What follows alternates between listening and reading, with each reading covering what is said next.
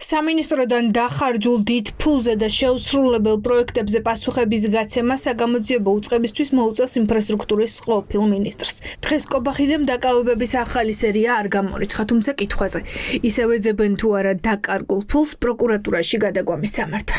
რაც ხო ადამიანის დაჭერას, ვინც არ უნდა იყოს, ეს არ არის საქართველოს მთავრობის პრეროგატივა, ეს არის სამართალდამცავი სტრუქტურების პრეროგატივა. თუ რაიმე კითხვები გექნება თქვენ კონკრეტულ სისხლისამართლის საქმეებთან დაკავშირებით, შეგიძლიათ მიმართოთ შესაბამის საკითხი. გაგვთქვი რომ კორუფციაში იყო ჩართული ბატონო ირაკლი, თუ შეიძლება ქარცელაძის კორუფციასთან დაკავშირებით საბუთები გაიგზავნა ანტიკორუფციის ტენდერების შესახებ. მე ვერავითარი ეჭვია რომ ექნება, ეჭვები შეიძლება მქონდეს მხოლოდ გამოძიებას. ანტიკორუფციულ სააგენტოში უკვე დევს შიდა აუდიტის დასკვნა, რომელშიც ირაკლი ქარცელაძის მინისტრობისას ინფრასტრუქტურაში ტენდერებია თავმოყრილი. შაბათის ეთერს უწყების მოქმედმა შეფმა დაუდასტურა, რომ შიდა აუდიტმა შემოწმების დროს რაც იპოვა, საეჭვო იყო და გამოსაძიებლად გადააქცევნა. ეკონომიკის და თავდაცვის სამინისტროებში კორუფციის აღიარების შემდეგ ამჯერად გასკდება თუ არა კიდევ ერთ სამინისტროში ფულის კეთების სკანდალი. ეს წესით რამდენიმე კვირაში გახდება ცნობილი. კორუფცია წარსულში რაც იყო ის უნდა გამოვლინდეს. მომავალში არ უნდა დაუშვათ კორუფციული შემთხვევები, მაქსიმალურად ვიზრუნებთ ბუნებრივი ამის. ინფრასტრუქტურის სამინისტროში ელით კორუფციული ფაქტების გამოვლინებას. მე ვერაფერს ვერ გეტყვით, მე ვერაფერს გეტყვით. დოკუმენტაცია გადაგზავნილია ანტიკორუფციის. მე ვერაფერს გეტყვით. მე ვერაფერს გეტყვით, ეჭვი შეიძლება მქონდეს მხოლოდ შესაბამის სტრუქტურებს. თუ სტრუქტურებს აქვთ ეჭვი, ამას შეიძლება გამოძიება, ამას გააკეთებენ საგამოძიებო ორგანოები. სად იყვნენ აქამდე? ახლა აღმოაჩინეს, რომ ოცნების ჩინოვნიკები ფულს აკეთებდნენ ეკონომიკის სამინისტროში, თავდაცვის სამინისტროში, როგორც ჩანს ინფრასტრუქტურაშიც. კობახიძე დღეს თავს იმართლებდა და თან იმუქრებოდა, რომ ვინც მოიპარა, ფულის დახარჯვას მშვიდად ვერ მოახერხებს.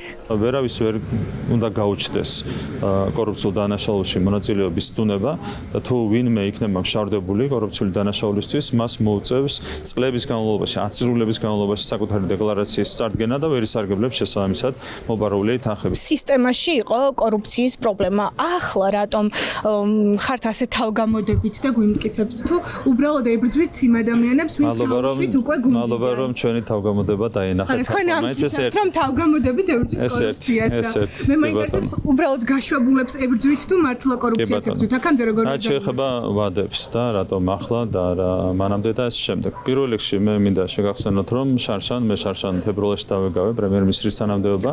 საკადრო ცვლილებებმაც მოგვცა იმის საშუალება, რომ ჩვენ გამოგვევლინა არაერთი კორუფციული შემთხვევა.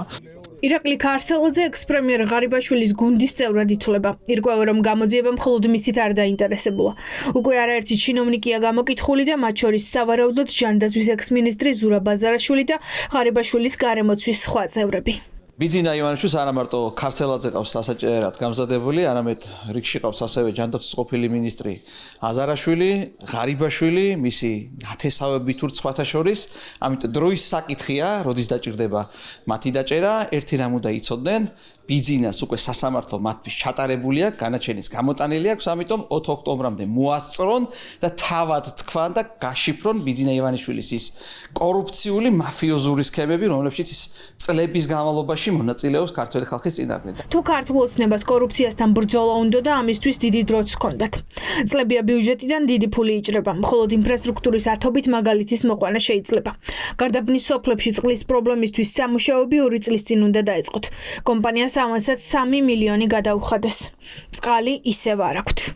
იგივე ხდება ყვარელში, სადაც 11 მილიონი ავანსად კომპანიას წყალმომარაგების სისტემის რეაბილიტაციისთვის გადაუხადეს. 2 წლის თავზე ყვარელიც ისევ გადათხრილი და უწყლოდაა დარჩენილი. ის რომ 2023 წელს კომპანიას გაუფორმეს ხელშეკრულება, რომელსაც გარდაბანში 3 სოფელში წყალი უნდა გაეკეთებინა, 2025 წელს წერს წყალმომარაგების კომპანია, რომ სამუშაოები არ დაწყებულა. ქალაქი ყვარელი, დღესაც რო ჩახვიდეთ, გზები არის გადათხრილი მთელი 3 წელია უკვე იქ ფაქტობრივად მანქანის გადაადგილება შეუძლებელია და რატომ არის შეუძლებელი იცით რომ იმავე კომპანიამ ყვარელში დაიწყო წყალმომარაგების გაკეთება, გადათხარა ყველაფერი და შემდეგ უკვე სამუშაოები აღარ გააგრძელა. ეს მხოლოდ 2 კონტრაქტია და წარმოიდგინეთ რამდენი კონტრაქტი აქვს დადებული ქარცელაძეს. ქარცელაძის დაჭერა არის პოლიტიკური პროცესი, ანუ პოლიტიკური გადაწყვეტილება და თუ პოლიტიკური გადაწყვეტილება იქნა მიღებული, სოხაძეს დაავალებენ რომ მოძებნოს ნებისმიერი ტენდერი, რომელსაც აქვს ხარვეზი. თუ ყველაფერი ზედაპირზე იყო, რატომ დაიწყო დაკავებების სერია ახლა? ოპოზიცია დაარწმუნებულია, რომ ეს პოლიტიკური შურისძიებაა. ინფრასტრუქტურის სამინისტრო და მისი სისტემა წლების განმავლობაში იყო ერთ-ერთი უმსხვილესი კორუფციული ჯიბე, საიდანაც ქართული ოცნება ძარცვავდა ხალხს. რეალურად კორუფციის წინააღმდეგ ბრძოლა რომ იყოს მათი ამოცანა, მხოლოდ ინფრასტრუქტურის სამინისტროს და გუნდიდან გაგდებული ადამიანების წინააღმდეგ კი არ იქნებოდა ეს საქმეები აღძრული. ძალიან უსუსური მცდელობა არის ახლა იმისა, რომ აი ამ შიდა პარტიულ ბრძოლაში დამარცხებულებზე მოხდეს ხელისშეწმენდა, იმიტომ რომ ქართული ოცნების კორუფციული სისტემის მთავარი არქიტექტორი არის თავად ივანიშვილი, რომელმაც საშუალება მიცა ამ ადამიანებს ფულის მოპარვის. ეკონომიკის მინისტრის ყოფილ მოადგილეს და თავდაცვის ექს-მინისტრს მილიონებს უკვე ოფიციალურად ედავებიან. სავარაუდოდ მხოლოდ დროის ამბავია, როდის გაიზიარებენ მათ ბედს სხვები, ვინც გუნდიდან უკვე გაუშვეს.